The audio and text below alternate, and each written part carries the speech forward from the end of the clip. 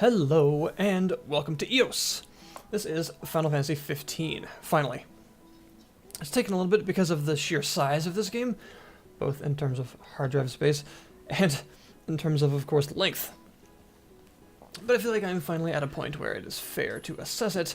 I've played a good 60 or 70 hours of this on PS4, and about 40 on PC. It's exciting to see it come to PC, since they've, talked it up about how long it's going to take them to actually port it to PC, or make the PC version. So I'm going to be talking about the port of this game, and if it's any good, and just the game itself, of course, for people who haven't really played it. The port has some weird points, of course, and just editing software. Editing software and recording software doesn't really like this game very much. It seems like, can I say that to start with? To the point where this is actually my second time even trying to make this video, because even things like Adobe Audition seems to just fail at capturing audio when in the background when this game is running, and even Adobe Premiere doesn't really like the footage captured by this game. It's just showing it as weird green squares. I don't know why, but for some reason any sort of editing software really dislikes this game. So anyway, let's continue. Yes, that is my car. Don't worry about why it looks that way, just it does. Anyway, I'm of course going to be avoiding any sort of story spoilers, as it usually goes with games like these, because, well, I'm actually at a point right now in this game where if I continue any further in the story, there will be just, tons of cutscenes, and we'll end up in a completely different area, and we'll be here for 6 hours, because this is Final Fantasy. And that's just how it works. And I don't want to do that. So I'm going to be avoiding that like the plague, so let's just go and do some side questy stuff, because that's the best thing to do right now. Now, as for the game itself, if I was to actually base it on just talking about mainline Final Fantasies, as in the numbered ones, 1 to 15, well, I guess 14, because 15 is this one. As to which one is most similar to this one, I would say probably 12. Is actually the most similar, because that one had its open world elements and just tons of side quests and a main quest that you could put on hold at any point for any length of time to do all the side quests and the hunts and the other stuff along the way, and then resume the main quests whenever you felt like it to continue the storyline. And that's basically how this one feels as well.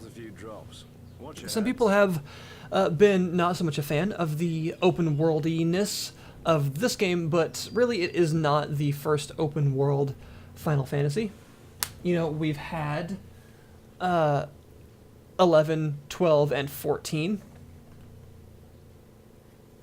And of course, back in the day we used the term seamless open world to differentiate between open world games with loading screens in between different zones, because of things like the PS2's limits in level sizes, and open world games like Grand Theft Auto, where there actually weren't any loading screens. So this is, I guess, a seamless open world game in the old school parlance of the terms, in the sense that it's very large and doesn't have any loading screens, which is the norm now, but you get what I mean. This is not really the first open world game in the Final Fantasy mainline series. But I will say it is impressively large in scale. The open world is huge and varied in terms of its climates and its where you can go. You've got you got forests, and you got your plains, and you got your deserts, and your crags, and your volcano, and your swamps. It's got a lot of variety in the areas that you can quest in and hunt monsters in, and there's a lot to be said about stuff like that, and it does help to keep it a bit fresh.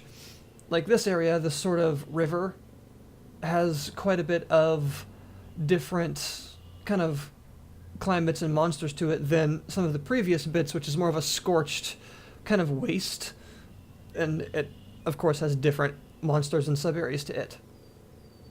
Now what about the dungeons? Because of course that's a very important aspect of Final Fantasy. There's tons of dungeon crawling. Well, the dungeons in this so far are for the most part quite good. Now I haven't actually done any of the end game, like level 99 dungeons, to be honest. I just haven't had the time to do that yet, in either the PS4 version or this version. But of the main game dungeons, I've done like all of them, including Castlemark and things like that, and they're quite good. Except for one, I will say. One of them is really not so great. It's the Channels, which is a sewer dungeon, and to be fair, any sewer level in any game ever tends to be crap. In this case, it's not horrible, it's just, it's very maze-like in a way that I don't think works, because it has lots of turns which lead you down paths that you can't go back from, which I think is a bad combination with maze-like level design. And also it has lots of areas that, it involves a puzzle where in order to get the most out of the dungeon, you have to activate these machines and things like that, and it involves lots of backtracking, basically, is what I'm saying. It's just kind of an obnoxiously designed area. And it does have two bosses. One of the final boss, after you complete the puzzle, is fine, but the kind of trick final boss that seems like the end is really annoying. She can turn you into frogs. She has the toad spell, basically. And, she's just fought in an area that's way too small for her size, and you can't really avoid her attacks very well or avoid being turned into a frog constantly. She's just fought in an area that's far too small for her attacks and her size, that makes it like just a non-stop frame rate drop fest. So that place was obnoxious. I will also say that Castlemark, even though the tower and dungeon itself is quite enjoyable, there is one part of it that I think drags on for too long. There's a point where you have to push these blocks around to progress. It's not a puzzle per se, it's just like a small corridor where you're trapped in these blocks and you have to push them in order to get to the next sort of bit of the corridor. It's a fairly interesting idea, but it overstays its welcome, and there are lots of enemy encounters in it, like every step of the way is another encounter. And the fights are designed in such a way where you really need a lot more space, and the camera is sort of fighting against you in such confined environments to actually fight these enemies in such small spaces, and it just drags on for too long. So aside from that one dungeon and that one bit of another dungeon, the actual dungeons themselves are quite well designed and very different from each other, which I do like.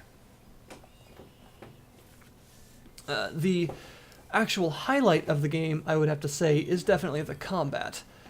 What you're seeing right now isn't necessarily the most thrilling of side questing, but I will say that there are tons and tons of like side quest overload in the game, so there's a lot to do. In fact, there's so much to do that you can really get lost in the world, and in that aspect, it really reminds me of something like an MMO more than anything.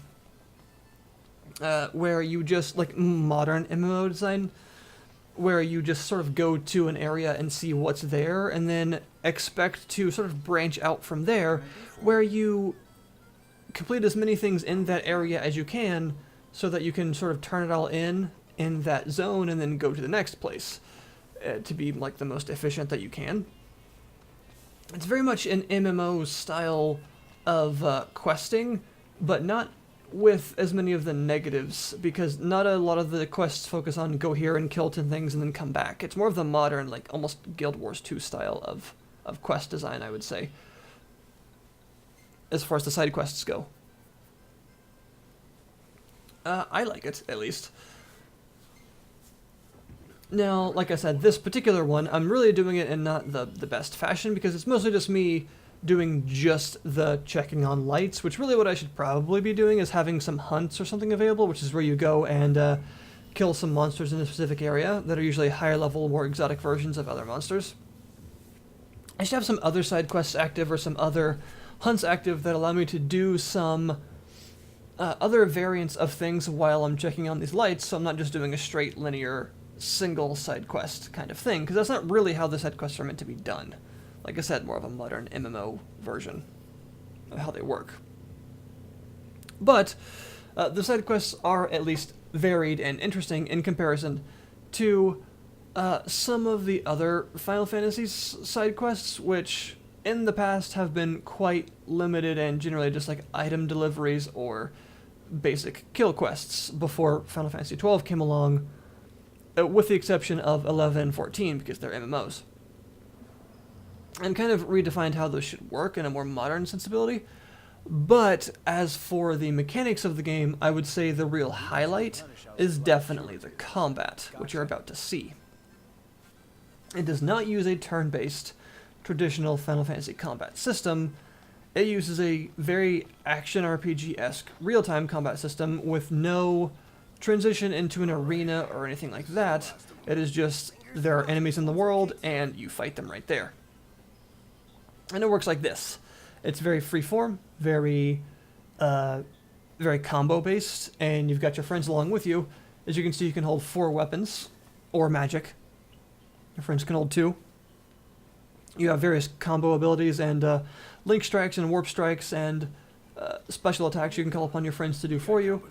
And here are some enemies to try it out on. They are massively underleveled and compared to us, so they won't last very long, but you'll at least get to see a little bit of how it works.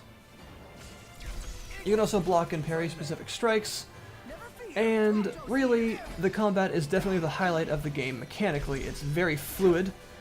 You feel like you can just fly around the place because of how the different combos work, and there are lots of different weapon types: long swords, great swords, shields, spears, daggers, range weapons, machinery, which are like large sort of guns. Like there's a piece of machinery going off right there that creates a sort of black hole that draws enemies in.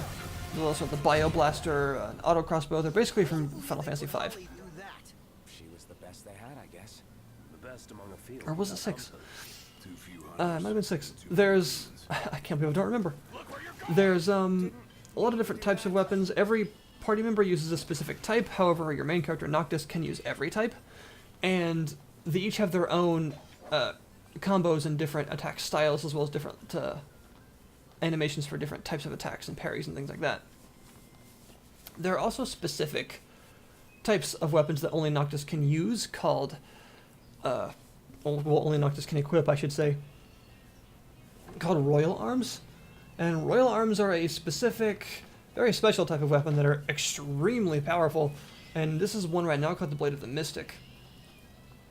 They don't fit into the other sort of archetypes of weapons, so even though this one looks like a longsword, it does not use longsword animations. As you can see, it's very heavy and quite strong.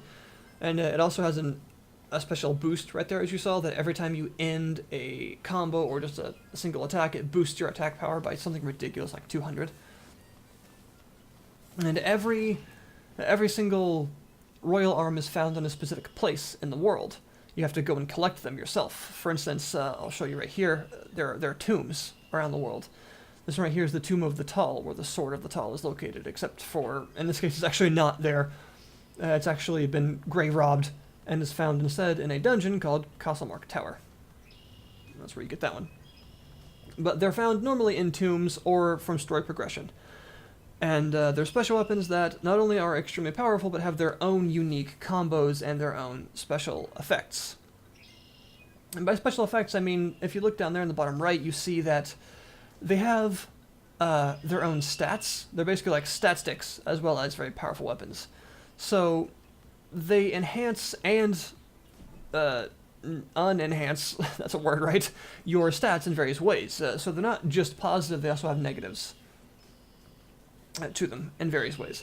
So some of them make you very, very powerful in specific aspects, and some of them really hit your stats in other aspects. So you need to be careful with which ones you equip, depending on what kind of sort of build for Noctis you're going for.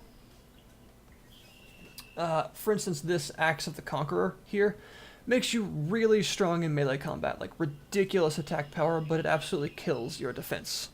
Just destroys it. It's a halberd, really, but yeah, it kills your defense big time. You will do horrendous damage, but you'll also take damage like no one's business. And each one has various specialities.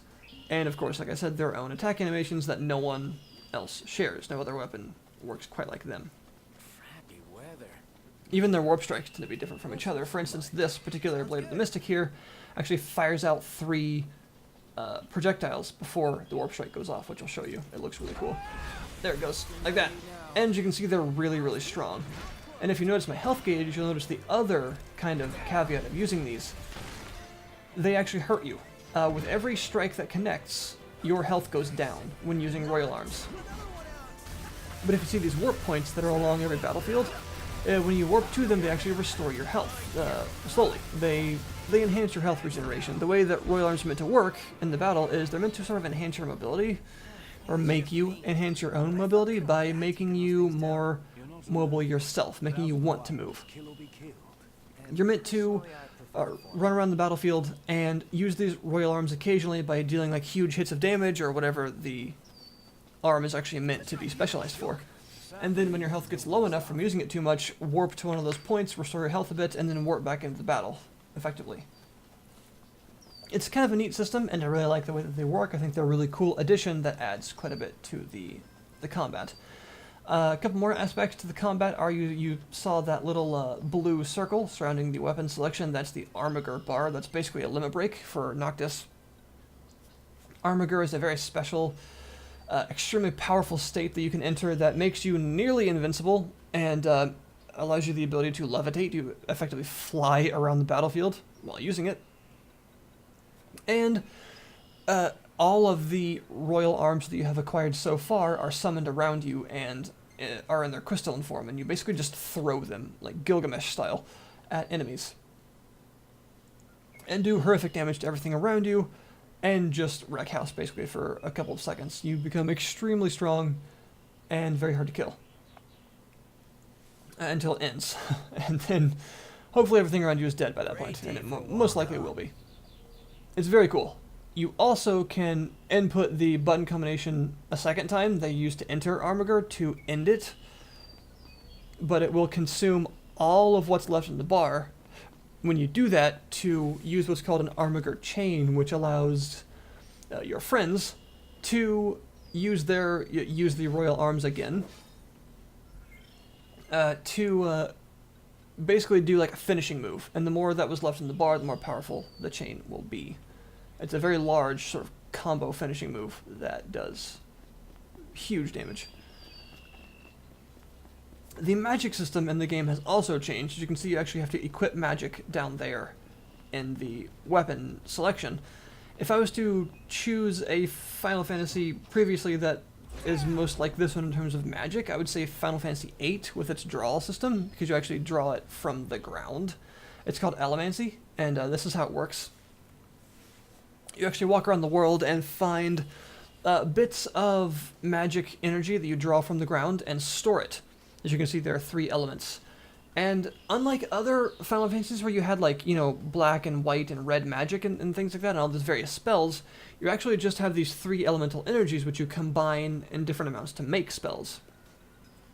And at first all you can make are the 3 spells: fire, blizzard, and thunder.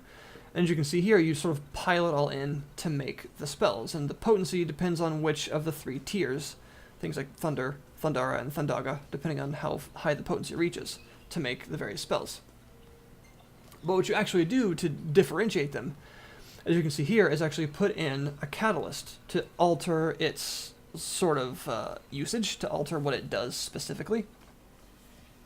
So as you can see, if I put like a beautiful bottle in, it might not take a cast of it. Or if I put in something like, say, some dragon scales, it'll triple cast Thundara, or something like that. Different types of catalysts alter the way that the spell actually works. You can put in something like potions, and that makes it a heal cast spell, which is like the white magic cure, but also with a black magic Thundara at the same time.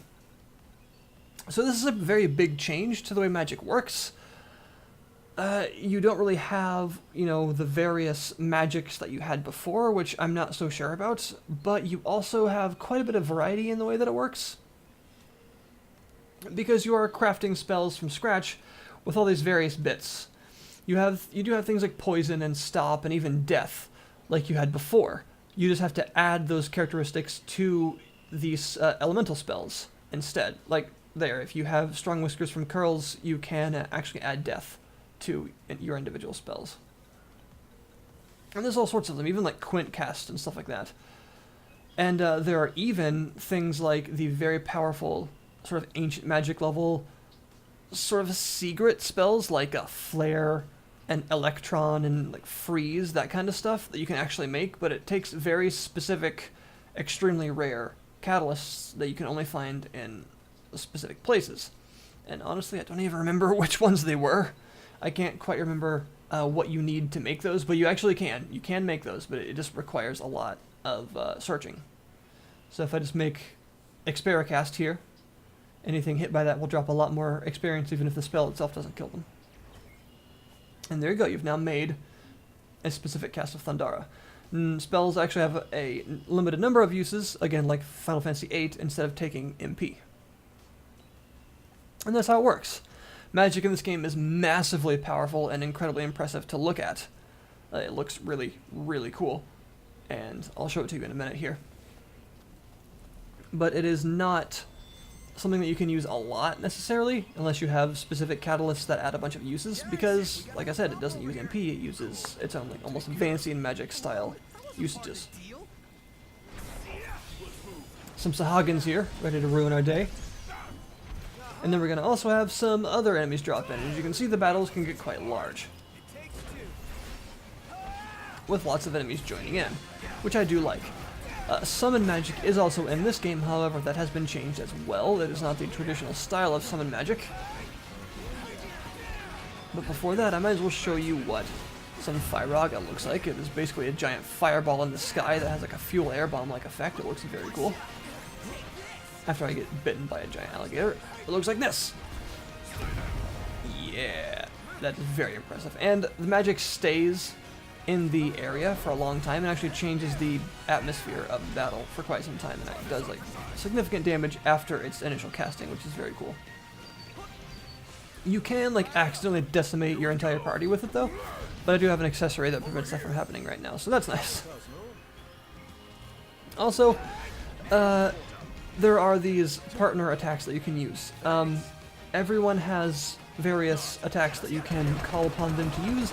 Some of them require you to press the attack button at a specific time to add to it. Some of them don't do that, and some, like that one, actually have an ability that you can add to the combo if you warp to them, like Gladio there.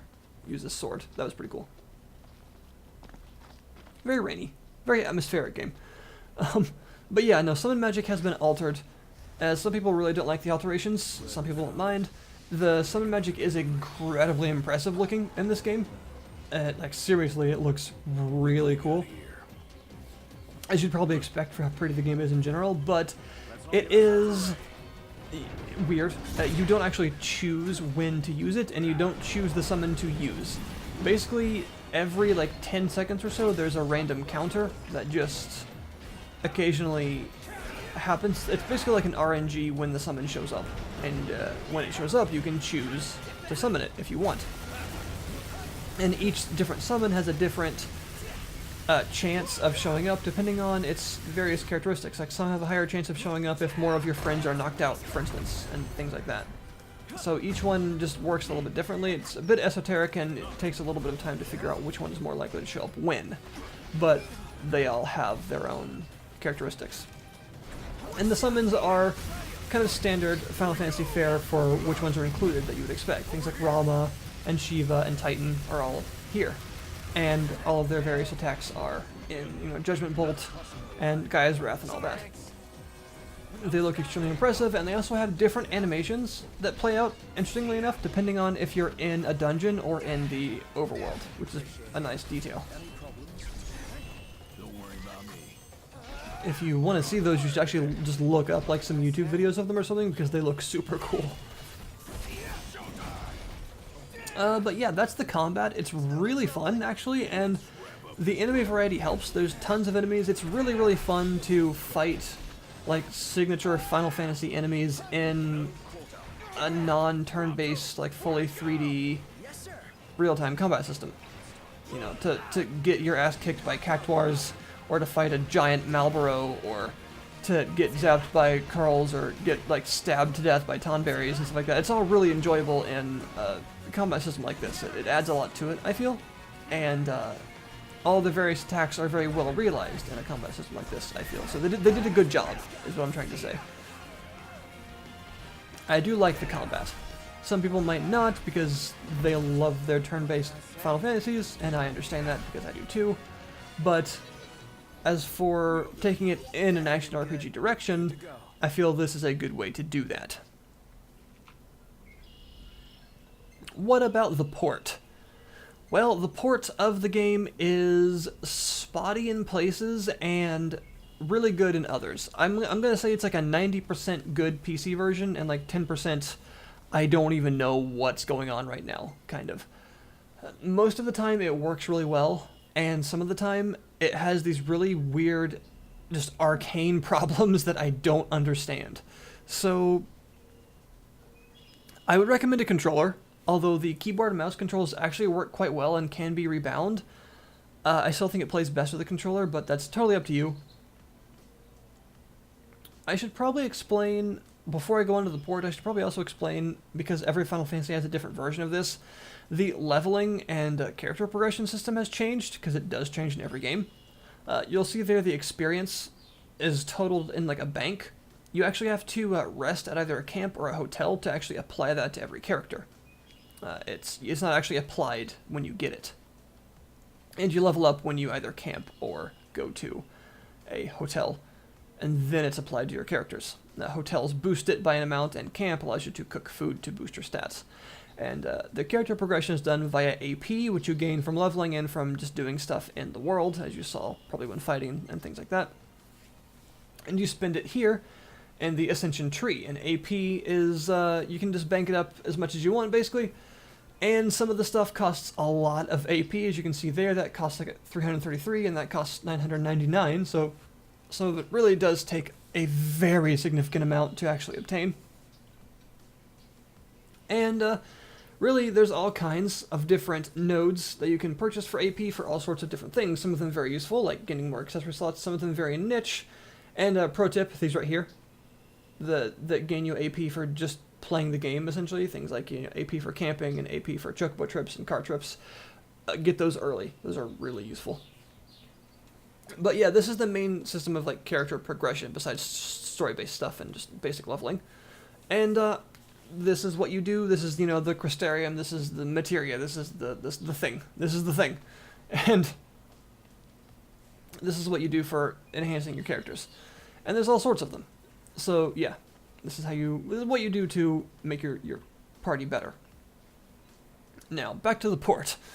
It is, I want to say, well, I can't actually run it maxed out. I have a GTX 1080, a 7700K i7 overclocked to 4.2, and 32 gigs of RAM, and that is not enough to get it to its max settings.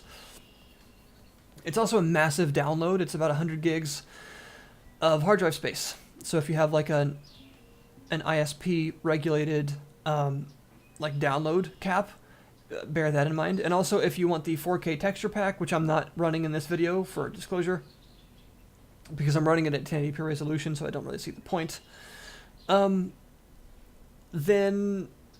that's going to be about 155 gigabytes of hard drive space total. So it's massive. It's ridiculously huge. But having said all that, I think for the most part the game deserves its performance difficulties. Like how much it takes to run. Because it is very, very pretty. There are some places that don't perform as well as they should.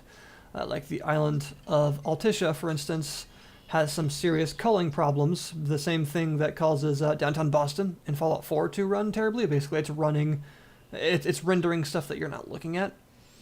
But most of the time, it runs fine. It does have some strange stuttering issues that it should not have.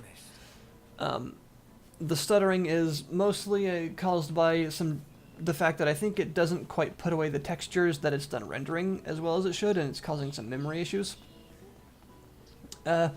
So yeah, it's very heavy on the system. It does have a demo that you can try, as well as a benchmarking tool that you can try to see how well your system runs without actually putting down any money first, which is very, very good. Otherwise, I think the port is mostly good for a game this demanding. And it's got just some weird problems here and there, like the fact that occasionally it launches in windowed mode for me and causes all of those Xbox One button prompts that you see to instead switch to like generic X input button prompts that are more difficult to read. I don't know why it does this. It's very strange. And I have to like put it back in full screen mode in the options menu and then quit the game and relaunch the game to fix it. I don't know. Like I said, it has really weird arcane issues that are just hard to understand. But for the most part, it does work very well. My system I have to run on high with text RAM and stuff set to high and lighting set to high and stuff like that to run it at a solid 60 frames per second. And most of the NVIDIA settings set to off because they are ridiculously taxing. But that is Final Fantasy 15. It's a very good game at a very good price because it is $50 on Steam.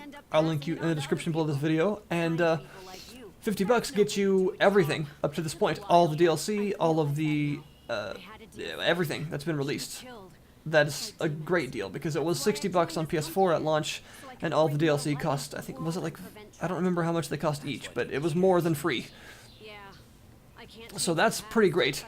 Also, there are some specific inclusions in this version that weren't really in any other version, so you're getting quite a bit of exclusive content for that price. And that's an excellent deal, really. So that's nice, I think. So if you are wanting to get into this game, this is definitely the definitive version to get.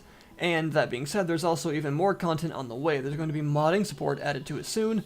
There's also going to be even more DLC on the way, some more episodes to play as more of the characters in the game that add more stuff, and just, yeah, there's a lot more coming. Although those extra episodes you probably will have to pay for separately, because that's just how it works, but yeah. So, that's Final Fantasy 15. It's a pretty great game, actually, as evidenced by the fact that I've put, like, I don't know, 80 or 90 hours into it across 2 different systems. I really like it. Also, it has a portion of the Final Fantasy XI soundtrack in it, and that's like one of my favorite game soundtracks ever, so that's something. It's also just a really cozy game to sit down and play, and just drive around in, and, you know, do some hunts, and do some side quests, and do a little story, and, you know, it just has that, like, cozy open world game feeling, I think. Yeah, that. So, thank you guys very much for watching. Any questions, any more you want to see, please feel free to comment and ask. Anything else you want to say, the box is down there. Thanks again for watching, and I'll see you guys next time.